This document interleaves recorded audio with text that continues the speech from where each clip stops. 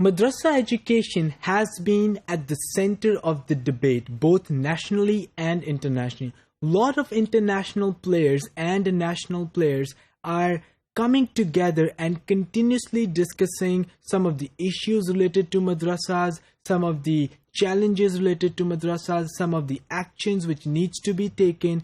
What we are going to do now is to look at what are some of the controversies which are surrounding the madrasa education, and what are some of the challenges which the madrasa education is facing at the moment. Madaris are being discussed and criticized widely as they are facing many challenges. There are three types of opinion dominant in the current debate on madaris.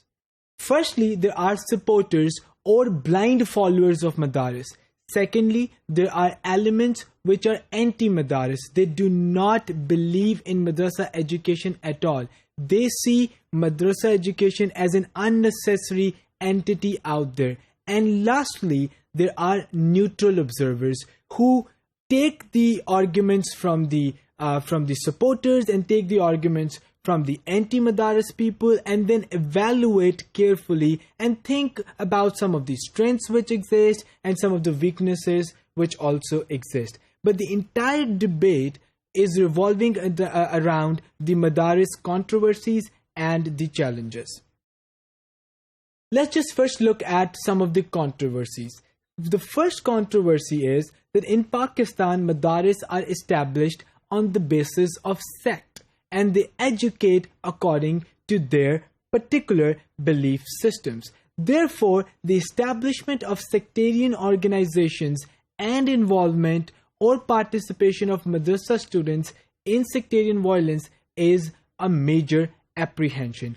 As we have already discussed, most of the madrasas, almost all of the registered madrasas fall under the 5 wafaqs. And each of the wafaq has an affiliation with a particular maslak, with a particular sect. Because of that, what happens is when the child goes in there and gets started with the process of education, only one school of thought is what is prevalent there. It is not open at all for them to really see. There's not much of a comparison between one school of thought and the other school of thought. So the child kind of gets a lot of experience, lot of exposure of only one particular interpretation of the religious scriptures out there, Islamic scriptures out there. And then later on, when the child comes out, he does not necessarily have the ability to understand the difference of opinion, and that leads to fights, that leads to violence, that leads to sectarianism in particular.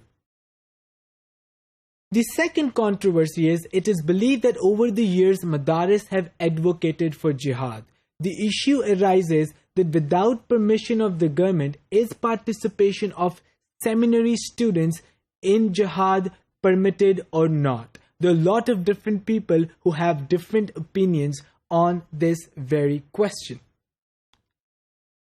Amidst such a situation, establishment of jihadi outfits and their networks in madaris is alarming for law and order in the country. Because if every madrasa out there would be encouraging the jihad participation or the jihad school of thought within the madrasa, the law and order situation of the country, of the society, would largely be at stake. And I think when the law and order situation is at stake, the functioning, the operations of the country also are at right the edge, and that should not be the case. The third controversy surrounding madrasas is madaris are often said to be linked with terrorism, directly or indirectly, whereas the administration of seminaries vehemently denies this. The perception exists that terrorists in disguise take refuge in madaris due to their sympathizers. If law enforcement agencies launch raid on madaris, it is considered a violation against their independence. Now, see, try to understand the situation here. There is this perception that a lot of madrasas out there, madaris out there, they are the sympathizers of extremists, of fundamentalists. I don't know if it is true or not, but in either case, the controversy does exist. Why? Because although the seminaries or the madrasas authorities say that it is not true, but they also don't open their gates for the people to come and see. So it is really a very confusing sort of an interplay in this very situation.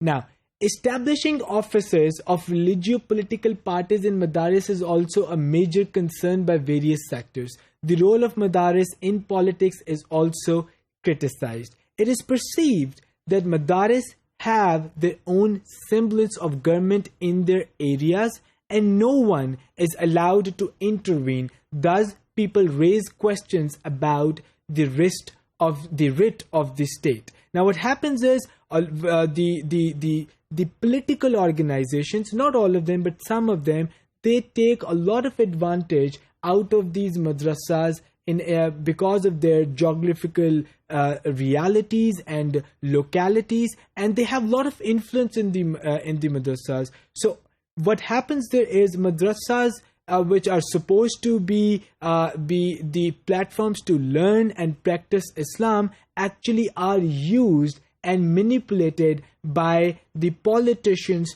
to have some political gains, which again is very inappropriate and highly controversial.